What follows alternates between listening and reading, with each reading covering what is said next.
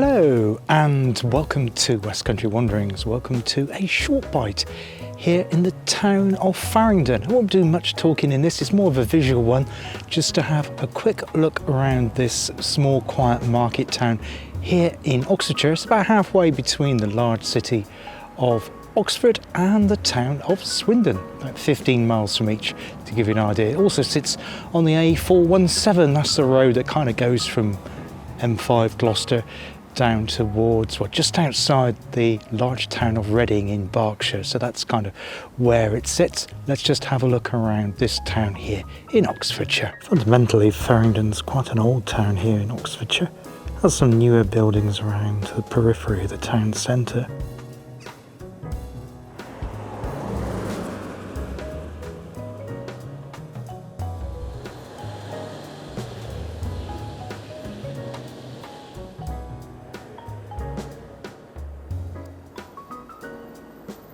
Now the pub here used to be the Red Lion. If you watch my recent Wilts and Barks video, this was featured in the book Tom Brown's School Days.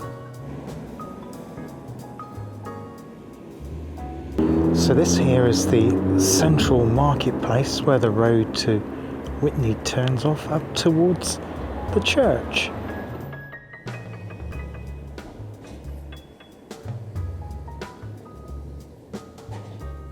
Now, I do like seeing independent shops. This one here is called the Piano Gallery, where you can hire a grand piano, buy pianos and get piano lessons.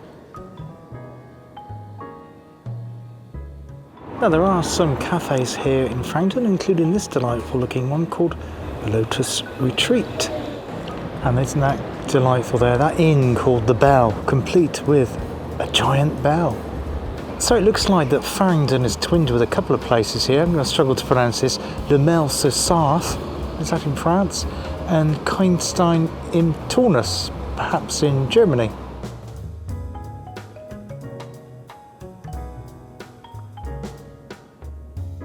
Well, this is the appropriately named Church Street, and just behind me is the church here in Faringdon.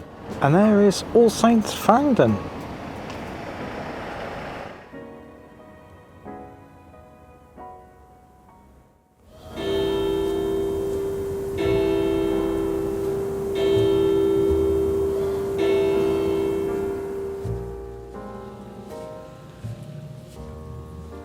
Now next to the church is the entrance to Faringdon Park. It's not a park as in the usual town park, but a country estate. So unfortunately it is private, and that's, I think, just one of the houses that sit inside Faringdon Park.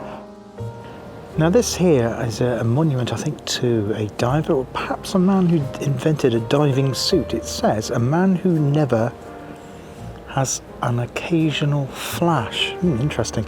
And that there is the town's museum. I don't think it's open at the moment. I think it's just closed its doors. It's just gone 4 o'clock here. But a number of the buildings here in Faringdon are lit. That's what those objects are on the right, just to the left of the museum sign there. Now, I've just found out about that diving suit. It actually, incredibly, is to do with the artist Salvador Dali. Who would have thunk it here in this quiet Oxfordshire town? Yes, Lord Bernard, who lives there, or did.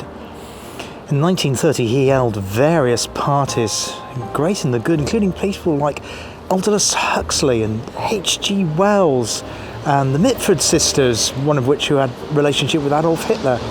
And also Salvador Dali came here, and Lord Berners bet Salvador Dali that he wouldn't be able to wear a diving suit walking from the house here to the Bell, which you saw earlier in the video, but he did, and he won the bet. The turnpike road between Gloucester and London came through here in the 1700s. That's why it's adorned with lots of pubs, and pubs that used to be. The building on the right, just there, was the Old Bull.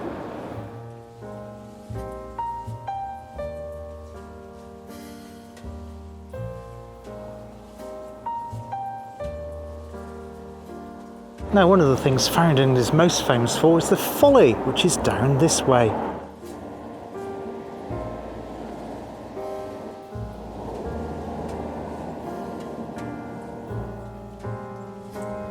And just 5 minutes walk from the town centre, you're surrounding yourself by beautiful countryside. We're also promised some woodland. And here we have Faringdon's famous Folly Tower on the top of Folly Hill. There's a nice open space here looking across to White Horse Downs, or the Berkshire Downs over there, where I made another video earlier on today. Now, it's the highest point for miles around. During the centuries, this has been given away to fortifications, including, in the 9th century, Alfred the Great's castle here. And yes, Queen Matilda. Where would we be without Queen Matilda here on West Country Wanderings? Her fortified residence was here in 1144. And there was the Battle of Faringdon Hill at the top of it, when Matilda's son went on to take the throne as Henry II. Now, this amazing Folly Tower was actually built by the said gentleman mentioned earlier in the video. Yes, he who had all those parties with the great and the good. Gerald Hugh Tyrwhitt Wilson, the 14th Baron Berners, 1883 to 1950. He was a composer, a writer, an artist, and a general all-round eccentric. Now, when asked why he built the tower here on top of Folly Hill, the great point of the tower, he said, is that it's entirely useless. He really was a great eccentric. He dyed his flock of doves different colours, and he often put up silly signs such as, "Please do not feed the giraffes." Now, the woodland here is run by local volunteers, and it's great that they're carrying on the tradition of eccentricity. Look at that, it's a gateway to nowhere at the base of this tree.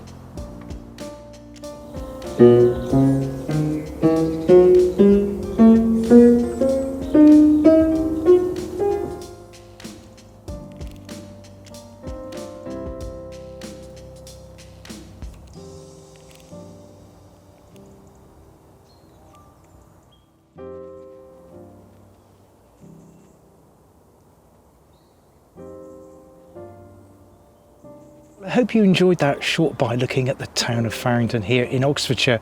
The Folly Tower just behind me is actually open during months of April through to, I think, the end of September, the 1st and the 3rd Sundays in the month. I think it's the afternoons, and the admission charges are whopping great big £3, which seems good value to me. You can actually hire it as well for special events, so I'll link to the Faringdon Follies website in the description of today's video.